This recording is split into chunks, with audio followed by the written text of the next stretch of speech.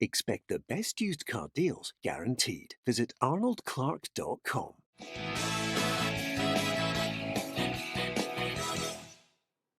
Welcome to Peter and Roughie's Football Show, sponsored by Arnold Clark. I'm Peter Martin, delighted you could join us on our YouTube programme Monday to Friday at 5:30. Alan Rough and Barry Ferguson are with me here in the studio. Here's what we're going to be talking about.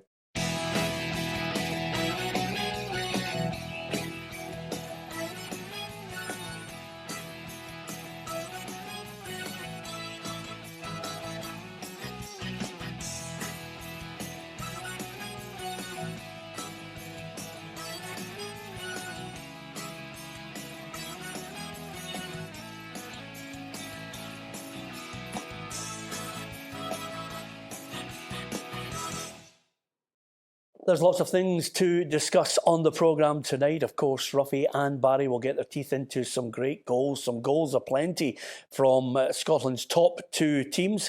And just in case you need a refresher course, here's our reporter, Gabriel Antoniazzi. Celtic continued their scintillating start to the season with a 5-2 win at Motherwell. Xander Clark was the hero as St Johnstone fought back from 2 down to draw with Livingston. Things go from bad to worse for Angelo Alessio at Kilmarnock as they lost 2-0 to the 10 men of Hamilton. Ross County struck the woodwork 3 times on a horrendous Tynecastle pitch, but it ended goalless. Rangers hit 6 against 10-man Hibs, but Stephen Gerrard said it should have been more. And Aberdeen couldn't do enough to equalise against St Mirren, who earned a vital 3 points. Yeah, I don't think we got too many of our predictions right from Friday through the weekend's Saturday and Sunday games in the Scottish Premiership. But there's lots to talk about in the European sense, and you can tell we're only 2 games into the Premiership, Roughie. Already we're discussing who potentially could be the favourite for the sack. Yeah, there was a lot of poor results for certain teams at the weekend. They haven't kicked on from the Betfred, and it is a worrying time, and you can see reaction from certain supporters who are not happy with what they're seeing. So these managers really have to get it right. The game's coming up. Yep, Celtic and Rangers were involved in Goals Fest, especially at Fir Park and Ibrox.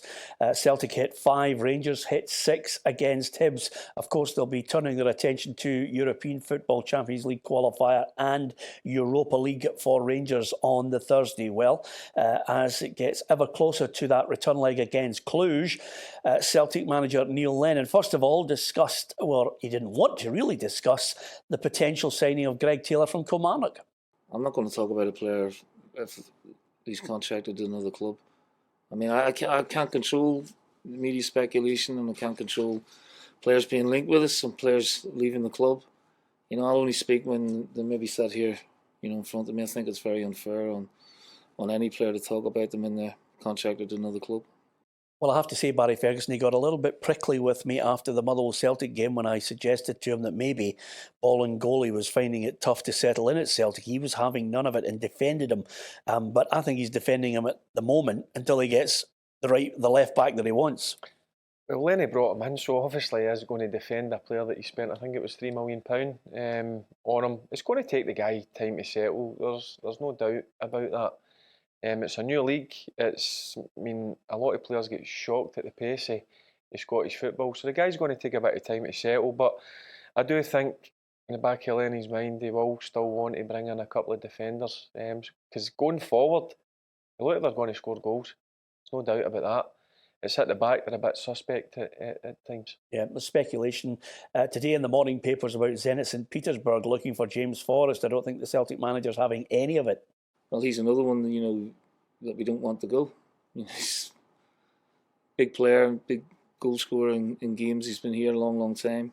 He's under contract.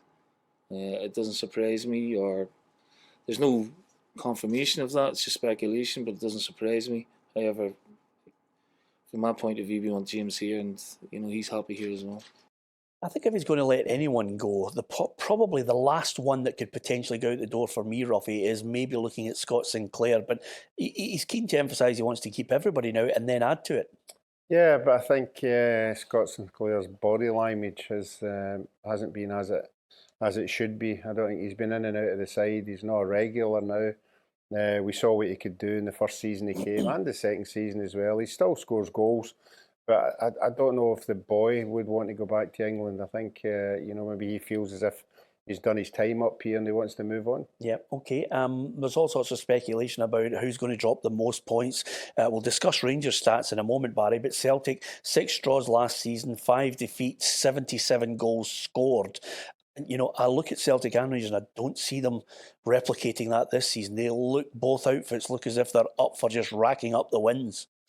Yep, I think it's going to come down to Old Firm games, if I'm being honest. That's my honest opinion. I think both teams look formidable, they look strong. Celtic are obviously still looking to strengthen. Stephen Gerrard's mentioned that he's still looking to bring another player in. So I think both of them are looking far too strong for everybody else. And as I said, I think it will come down to the Old Firm games. Yep, okay. Let's look towards Rangers, because on the Saturday it was Celtic 5-2 against Motherwell, but Rangers against Hibernian looked as if it was going to be a tougher contest. It certainly was probably nip and tuck at 2-1 until Hibs got a man sent off, and then Rangers were just rampant. 6-1 in the end, and Stephen Gerrard thought they could have scored even more. Looked really dangerous going forward, and yeah, really pleased. I mean, that's how I want us to look, looking like a threat all the time, getting people in 1v1 positions, strikers looking clinical, runners. You know, I think their defence has had a really tough 90 minutes today, and that's the way it's got to look. And I think besides our little 10-minute spell, quite disappointed we didn't score more, really, because I thought every time we went forward, we looked really dangerous. Yeah, don't look as if they're going to suffer from the draws. 9 draws and 6 defeats last season for Rangers, although they did manage 82 goals. But when you look at Defoe and the way he's playing, Morelos comes on, he doesn't want to be upstaged as well. He's chipped in with a couple. Yeah, they look a different team this year. A lot more energy about them, certainly in the wide areas. And I was really impressed. I've got to be honest with you. I know Hibs, people are going to say Hibs get a man sent off. I know that. But sometimes it's difficult to play against 10 men. But look, they thoroughly deserved it. But every time they went forward, they looked dangerous. As I says, they attacked at real pace. So he's going for it this year. They look really strong. But as I says, it's still early doors. But you can already see the improvements that he's made during the summer. Yeah, I think he's trying to keep a lid on the excitement as well, Roughie, because there's momentum now, and there seems to be there's a surge in belief in the fans. I mean, I don't think I've spoken to any Rangers fan that doesn't believe this is the season. No, I think he's going to have a hard job, you know, trying to keep the fans' feet firmly on the ground, because they are playing exciting football, they're scoring goals, they're good to watch. They're still in Europe and could be in the final stages of the Europa. So everything is going fantastically well. But the big Rangers-Celtic game will be hurtling towards us as quick as... And then people will start to make their own decisions on how far Rangers and Celtic have came in the season. So Barry's saying 12 points are up for grab. It'll be interesting. First game's at Ibrox, isn't it? So it'll be a fantastic game. We're all anticipating it happening. I know you're saying it's the fans that you need to keep their feet on the ground, but the most important for the manager and the staff is the players. Because listen, sometimes you can be overconfident. Listen, confidence is great, but listen, sometimes you've got to go out and work hard to get the 3 points, and I'm sure he'll be saying that every single day in training. Yeah, okay, as far as raving about things that happen in a game, I'm going to get Barry's thoughts on it, but there was a certain pass that led to Hibs' goal. If there was one moment that the Hibs fans could go away talking about in a positive sense, it certainly was Scott Allen's pass for Horgan's goal, albeit a consolation. It was absolutely sublime. Even the Rangers manager was quick to praise it. Scott Allen's pass is magnificent. It's one I would have been proud of myself. I'm disappointed at the left side of our defence. One, for letting a runner go. No communication, and one of my centre-halves decides to step out. So I'll look into that. But, you know, I like to applaud the pass and the finish, I thought. But I've got respect for Hibs and Paul Heckingbottom. We've played against them twice prior to today, and they've been a real challenge for us. So, you know, Hibs are a good team, but they met Rangers on a bad day today. And the exciting thing for me is that came on the back of a tough European performance. I made a few changes and it didn't affect the level of performance, so that's what I'm most pleased about. Can you remember a pass that you played yourself in a Rangers jersey and you thought, that was absolutely top drawer? I'll need to have a look back, but listen, it was a stunning pass. It was, when I watched it, I was close to getting off the sofa and giving him a round of applause. It was a fantastic pass, but he's got that in his locker, Scott Allen. Yeah. I've always said it. He's a player that he's frustrated me. I think he's the type of boy that should be playing week in, week out. I know you've got to earn your place, but now this is the time for him to go and get a number of games under his belt, because he can pull off things like that. Yeah, absolutely. He was top drawer. Of course, it's going to be tit for tat all the way through the season, as Barry said. It could come down to Old Firm games head to head. Jermaine Defoe, who got himself a hat-trick and the match ball, has mentioned that Celtic's goal-scoring spree is certainly spurring his teammates on. Of course, yeah, you can't ignore it. See the way they've started, the amount of goals that they're scoring. And it's nice that we managed to win the game so convincingly today. But you don't always have to score 6 goals, 6, 7 goals. It doesn't really matter. It's all about 3 points. But obviously, it's nice to win in that way. It's good for the fans as well. For the whole team. The lads that are the new players that have come in, scoring goals. Getting assists and stuff like that. For confidence, it's good. Yeah, what do we know about predicting who's going to be relegated when you look at what St Mirren achieved against Aberdeen? We're going to be discussing that next after the quiz.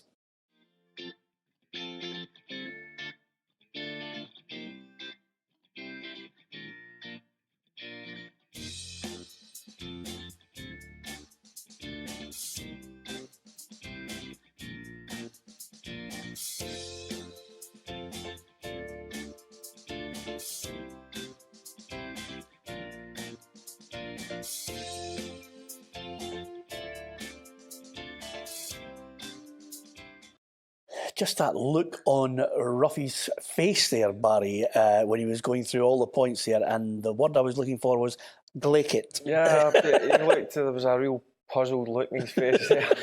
I've seen it myself. Player manager one was the one that... Yeah, that kind of caught you. Yeah, okay. By the time we get to Friday, hopefully you'll have worked it out as well, and you can win yourself one of our PLZ team T-shirts in your favourite team's colours. You can specify that to us. St Mirren 1, Aberdeen 0. None of us predicted it. I certainly didn't. And even with Yuri Djorkaev watching on to see how his son was performing for St Mirren, Jim Goodwin suddenly pops up with a surprise 3 points. Yeah, it was a shock result. I thought Aberdeen would have went down there and won convincingly. But all credit to St Mirren. They showed signs last week against Hibs, to be fair, at Easter Road, that obviously Jim Goodwin does a lot of good work in the training ground. But look, if Aberdeen have got any hopes of finishing second or challenging Rangers or Celtic, they've got to be going to places like St Mirren and getting 3 points. But listen, all credit to St Mirren. They deserved it, but it just shows you when you're missing a guy who's been scoring freely for Aberdeen, Cosgrove. They struggled. Yeah, well, the Turkish player Ilkay Durmus, he looked a player. He could have scored 2, Roughie, on the day. Yeah, he's got a bit of pace as well. It seems to be that kind of striker is in the right place at the right time. But yes, St Mirren seem to have a bit of injection about them, and obviously getting the goal lifted everybody, not only the players but the supporters as well. And they look good, and I can't even think of many chances Aberdeen had. Yeah, so I think Niall McGinn, he hit the post at the end. But at the end, you can't take it away from St Mirren. I think on the whole, they were the better side. Yeah, are they top 3 still for you, Barry, the Dons? Yeah, I still think they've got a good enough squad to finish third. Yeah, I mean, I hope they could win against Rijeka. We need them to win. We can't have a situation where only 2 clubs are flying the flag again. Yeah, for the good of Scottish football, we need Aberdeen to win. But I'm sure Derek's a good manager. He's an experienced manager now.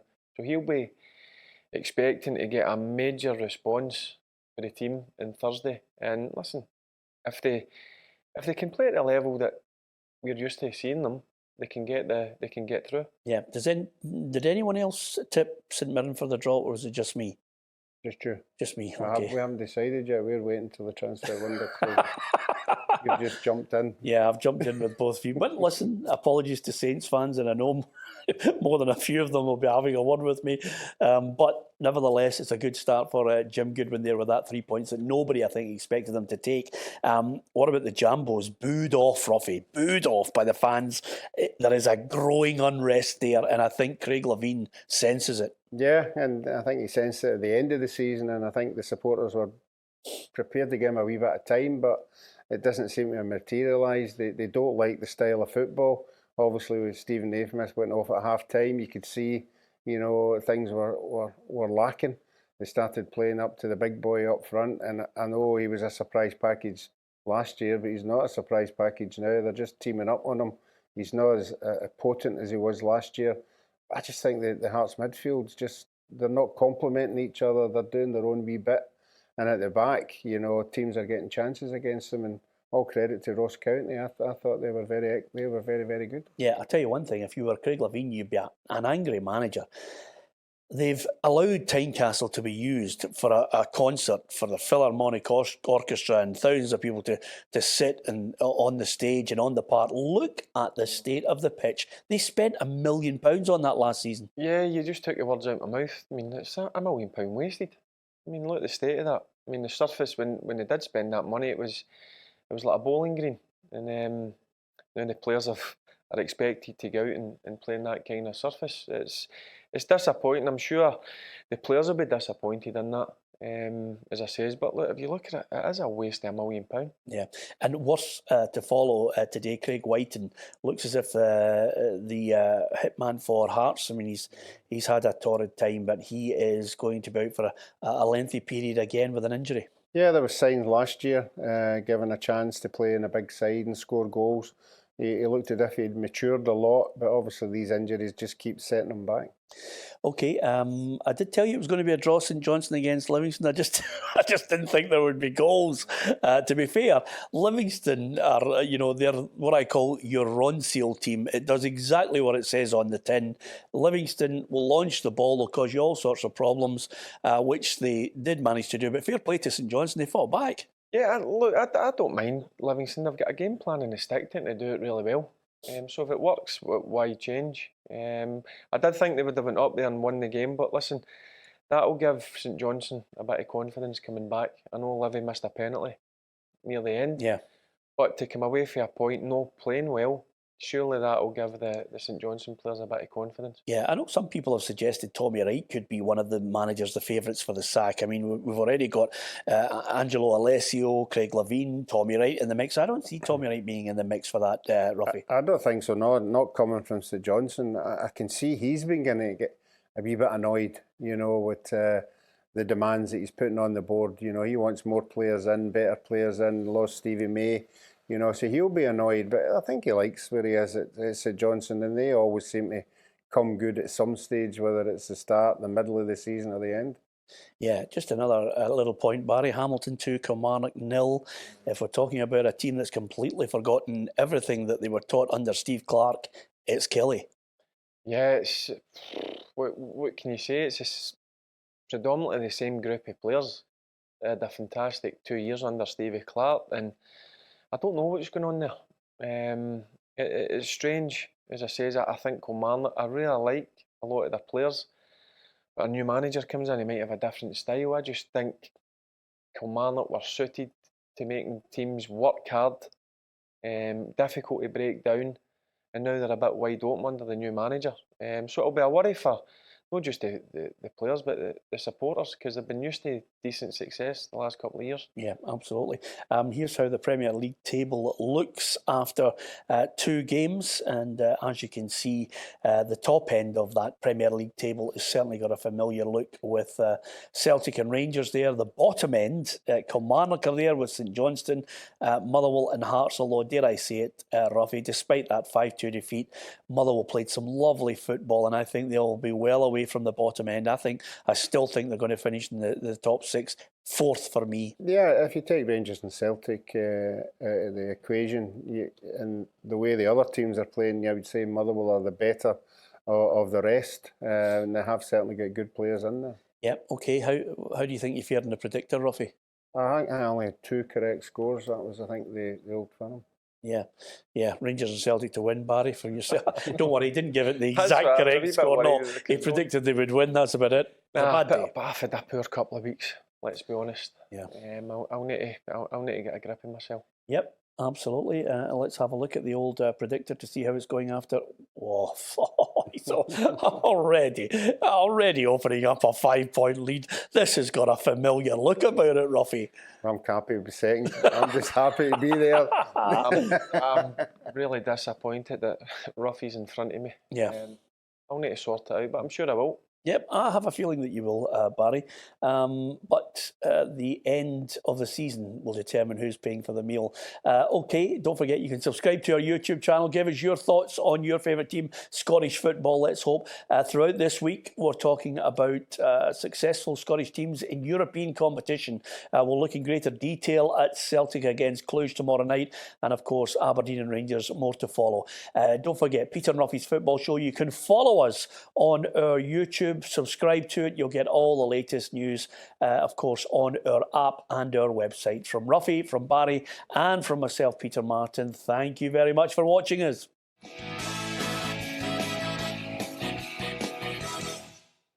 Expect the best used car deals guaranteed. Visit arnoldclark.com.